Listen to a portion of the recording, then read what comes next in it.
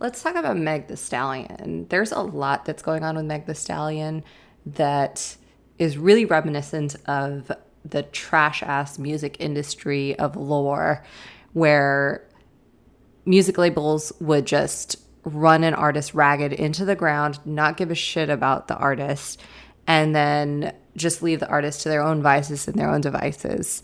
That's what's happening with Meg the Stallion. And I really hate that it's not being talked about at all. So let's talk about the timeline of events that's going on. Meg was shot by Tory Lanez, and right after that, if y'all remember, the next week, the WAP video was released with Cardi B.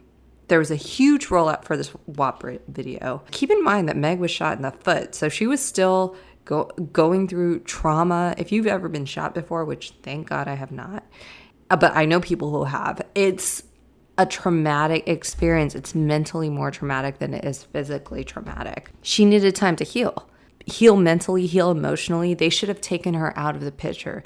I'm going to say the way the industry treats dark-skinned women is disgusting. And you can see it time and time again. I really feel like the way that Meg's label is treating her is trash. And I'm not going to say what her label is. Y'all can look that up. But take this back a couple of months ago. Actually, you know what? I am going to point out who the label is, because the label is Roc Nation. And the reason why it's interesting that Roc Nation is her label is if you go back to the Rihanna situation that happened, what did Roc Nation do in reaction to the Rihanna situation? They had her go on a press tour talking about all the trauma that happened to her. They treated her with kid gloves. The United States was on her side. They didn't do the same with Meg. She hasn't given one formal interview talking about what happened in this situation. She had to go on her own Instagram Live, no makeup, nothing was done, wearing a hoodie, and had to talk about what Tory Lanez was talking about. And then the next day, she was playing a concert. So I'm going to take this back a couple months because there's a lot to this story that people aren't talking about. If everyone recalls, Carl Crawford had signed Meg the Stallion very early in her career, and I believe he's from Houston like Meg is. And I forgot what the label is, but there were a lot of influential people in Houston who backed this label. Meg was signed to this label, this new emerging label by Carl Crawford, who is a baseball player, but he was trying to get into the music industry. He signed her allegedly to a 360 deal.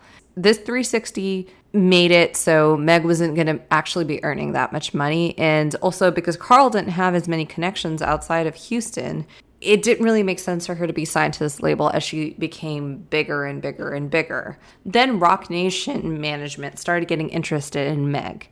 And I don't know if they didn't, they probably looked at Carl Crawford's contract and thought they could get out of it, or thought that she was worth the lawyers and the risk to sign Meg to their own deal. So Meg is now signed to Roc Nation. But Carl Crawford immediately sued Roc Nation and Meg the Stallion, I believe, and said, you can't do this. We have a contract and I need to get residuals from every single thing that you're doing. We have a 360 deal. And technically speaking, he is right from everything that I have seen. And Roc Nation can't do this. But Roc Nation is still managing Meg, which tells me that they see this as a long-term investment and they think that they can recoup on Meg in the long term. Or they can use her to elevate someone else on their label or elevate the stature of Roc Nation and then just dispose of her. But it's really hard to get out of 360. I believe she has a 7-album deal, which is a pretty ancient type of contract that you have in the industry. People don't sign those kind of deals anymore unless you're dumb. Sorry, Meg. By the way, suspicious, because I have a suspicious mind, Carl Crawford was never really in the news before this. He was married to Evelyn Lozada, who is a basketball wife. And I think that's where I heard of him first. But apparently some woman turned up dead at his house a couple weeks after this whole Meg Thee Stallion thing happened, or it came to light in the news. And I just found that really weird. I was like, okay, a little bit coincidental, but I don't know what's going on with that situation. And it was all over the news. He didn't get arrested at any point in time, but it just, like, there were these TMZ headlines being like, there's suspicion, just trying to make it seem like he allegedly killed this woman. I don't know what it was, but it was a weird ass situation. Maybe it was an attempt behind the scenes to put some pressure on Carl Crawford, being like, see what we can do as Rock Nation. Like, come to the table with terms. We have people too in the media. We have influence as well. We can ruin you. That's what I think is happening behind the scenes. Now, in front of the scenes, let's go back to Meg Thee Stallion in the club with Trey Songz. And I believe Kevin Laus, I may be wrong, executive at Def Jam or Atlantic. I don't know where he is right now, but he used to manage a lot of major artists. And anyway, so they were in the club together. Meg, Trey Songz, a bunch of other industry people. Someone took a video of Meg dancing up on Trey Songz. Maybe a week later, there was a video that G-Eazy released of him licking Meg's makeup off of her. He was basically kissing her neck and kissing her cheek. And he released this video on his social media. And then he put up a picture of Meg Thee Stallion and just was like, look at this girl. Like, she's bomb. I've been in the industry for a minute now. I've seen this game again and again. Meg's not really hooking up with these guys. Maybe she's fucking them, but you're trying to place Meg with a different guy in the industry. And this is what they do in the industry. They try and get you to date someone else in the industry to raise your stature. And it works. A lot of the time it works. And there's a lot of examples of people dating professionally to try and get ahead. And so they were trying to place Meg with all these different people. But behind the scenes, she was messing with Tory Lanez. The reason that we found out about it is that Meg appeared on Quarantine Radio. So Tory Lanez was doing, you can go back and look at this. I'm not going to talk about Tory Lanez that much.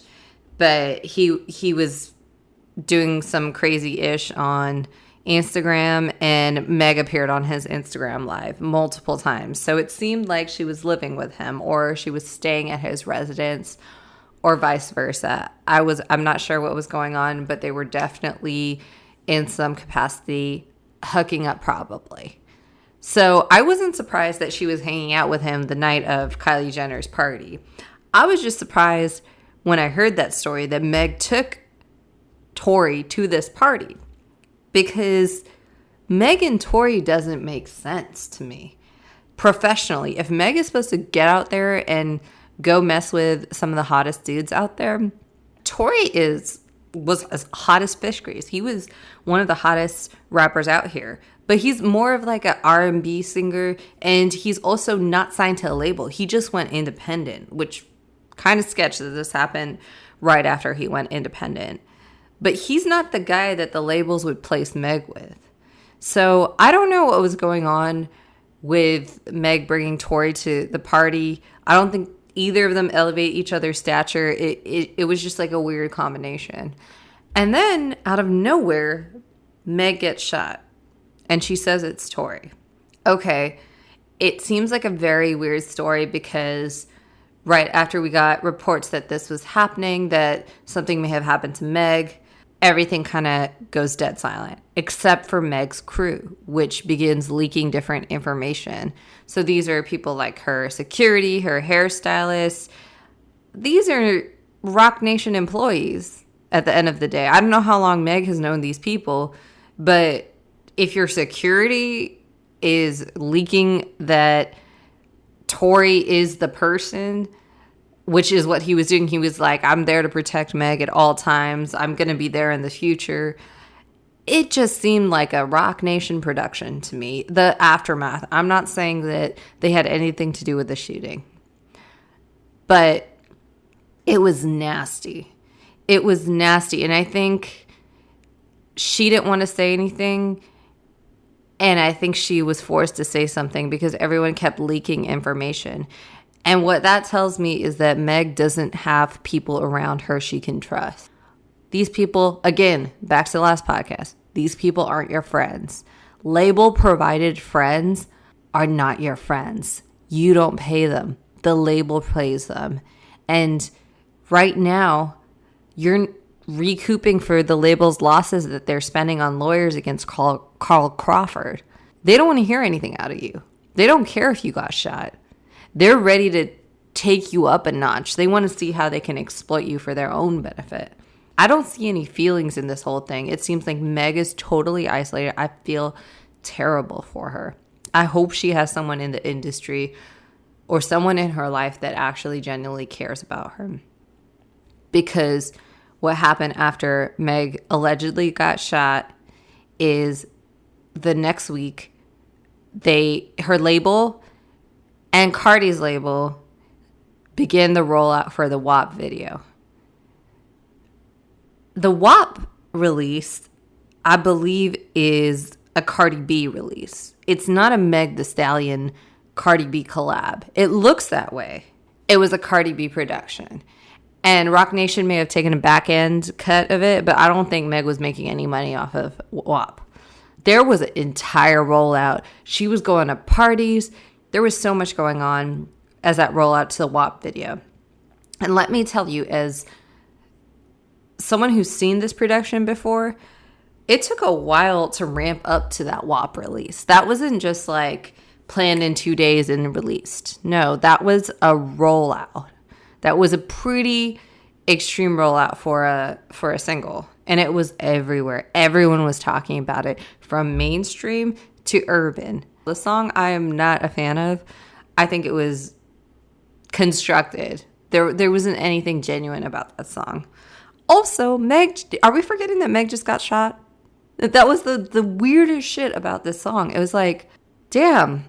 And that's why people didn't think she was telling the truth about being shot. Because she had gone on her Instagram and said, yes, I was shot and was done intentionally. She didn't say who it was at this point in time. So, okay, she does this WAP video. It was planned. Maybe that makes sense. Then I randomly go on Live Nation's website.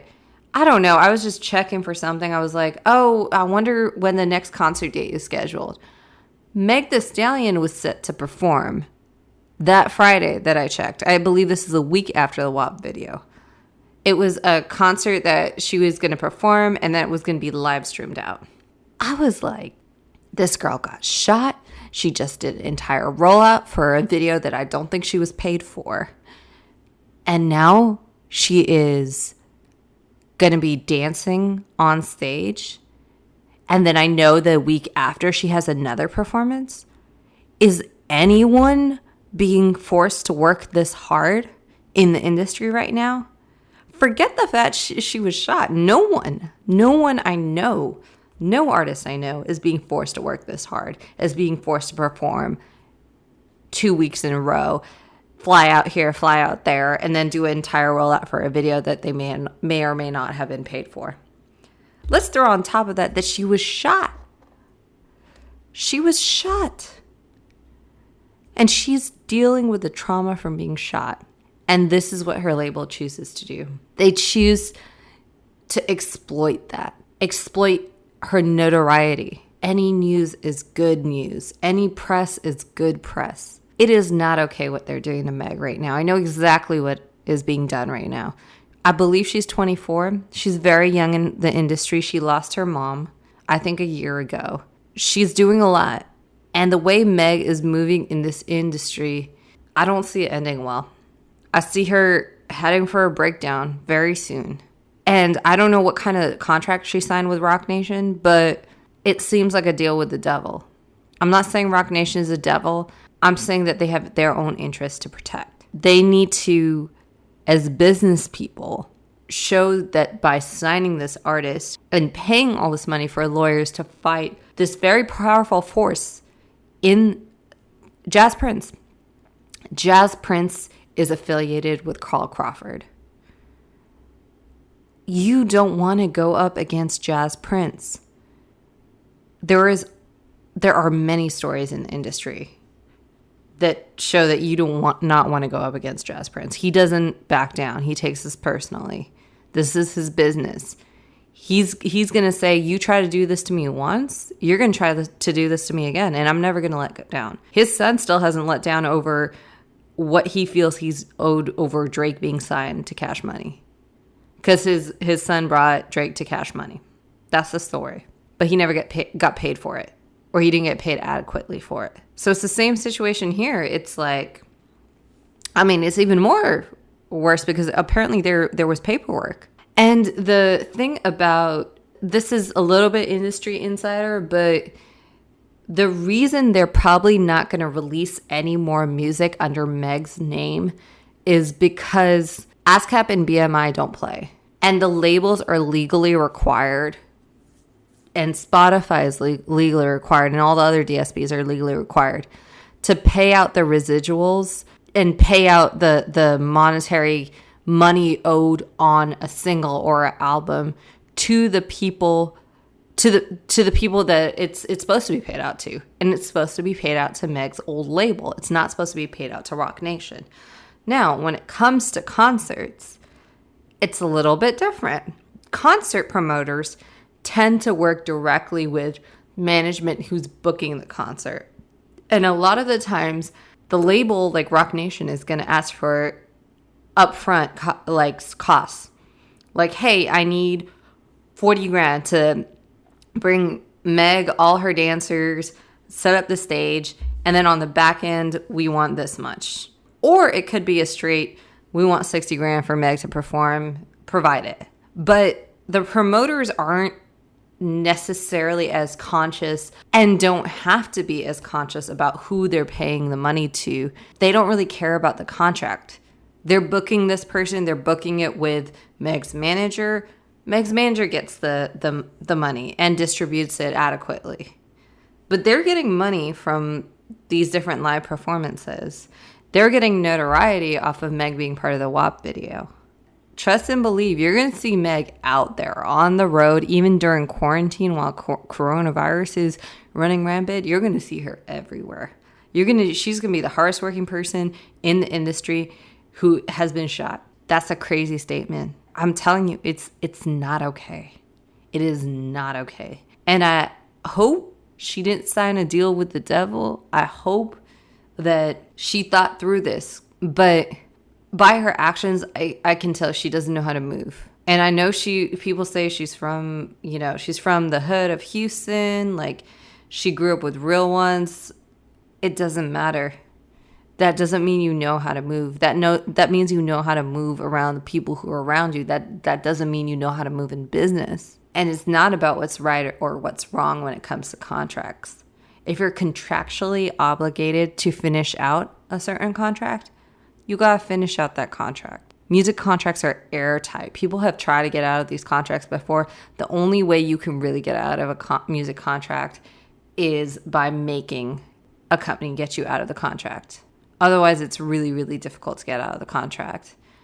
And I feel extremely bad to see this happening to Meg, and I hope nothing bad happens to her, but it feels like she's in a really bad mental state. And she may have trusted the wrong people in the industry. And she surrounded herself with the wrong people in the industry. And I don't like these songs with her and Cardi, which are apparently about woman empowerment. But I don't see an empowered woman in front of me. I don't see a woman who's happy. I see a woman who needs to do a lot of healing. Riches don't help. They just amplify who you are. They amplify the hurt that you may feel. And she has a very long road ahead of her. I mean, I'd love to get eyes on that Roc Nation contract. I'd love to be a fly on that wall when Meg's lawyers are talking about what's going down and what's the plan. But I don't see Jazz Prince giving up. I don't see Carl Crawford giving up. The only person I see giving up is Meg. Roc Nation can let her go and not think twice about her. They have a whole roster of people that they can manage. They don't need to manage Meg the Stallion. And not only that, I hate to say this, but she isn't the best rapper out there. She knows how to rap, for sure. But all these raps are written for her at this point in time. And she's supposed to be on her Hot Girl Summer shit. And I don't know how you rep that after going through all of this. And it's not about being a strong woman. This would break anyone. But this is exactly why you need to be careful when you get into the music industry. Don't sign a contract when you first get in the music industry. Don't be desperate to make it. To me, agreeing to hook up with all these guys, or at least publicly, tells me that Meg is a little bit insecure about herself. And why wouldn't she be? She's not the stereotypical good-looking girl that's been seen there in the country and that has been propped up. I, for one, like to see the fact that someone who's thicker, who's dark-skinned, is getting a platform because she is gorgeous. And she doesn't need anyone to tell her she is. And she doesn't need Trey Songz or G-Eazy or any of these losers to validate her. But that's what her label sees her as. They're throwing these guys at her. Because who was there when she was dancing on Trey Songz? Who was there? Go back and look at that video. I think you'd be really interested to see a major executive at a major label there right out to the side of her dancing on Trey Songz. And it is very interesting that the video caught them dancing at the exact moment that she decided to dance on him. She wasn't dancing on him all night. To my mind, that was staged. The G-Eazy thing seemed extremely staged. These dudes are trash. Their dicks are up for sale. But to put Meg in that position, I don't know about all of this. Like, I really think she needs to take a seat and heal. And I really think that I feel bad for her. And I think talking to women who have been through it before, that can help. But she's in a very vulnerable place. And I don't think she's in a position where she can say no. And that is really sad.